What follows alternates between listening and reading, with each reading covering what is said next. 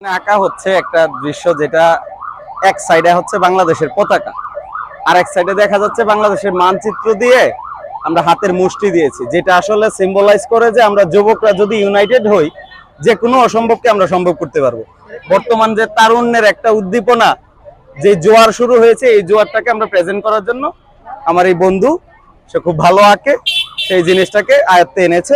এটা হচ্ছে মূলত আমরা এই সিম্বলটাই দেখাতে চেয়েছি, যদি আমরা ধর্ম বর্ণ নির্বিশেষে সবাই যদি একতাবদ্ধ থাকি তাহলে বাংলাদেশের জন্য বা যে কোনো দেশের জন্য এটা হচ্ছে মঙ্গলজনক। এটাই হচ্ছে আমাদের এই চিত্রকর্মটা আঁকার একটা কারণ বা উপযুক্ত কারণ বলা যায়। এখানে কোনো রাজনৈতিক প্রেক্ষাপটের ভিত্তিতে আঁকা হয় না, এখানে সারা বাংলাদেশ। বর্তমানে দেখতেছেন যে সহিংসতা বেড়ে যাচ্ছে, সরকার না থাকার কারণে বা পুলিশ মাঠে না থাকার কারণে সংখ্যালঘুদের উপরে হামলা হচ্ছে।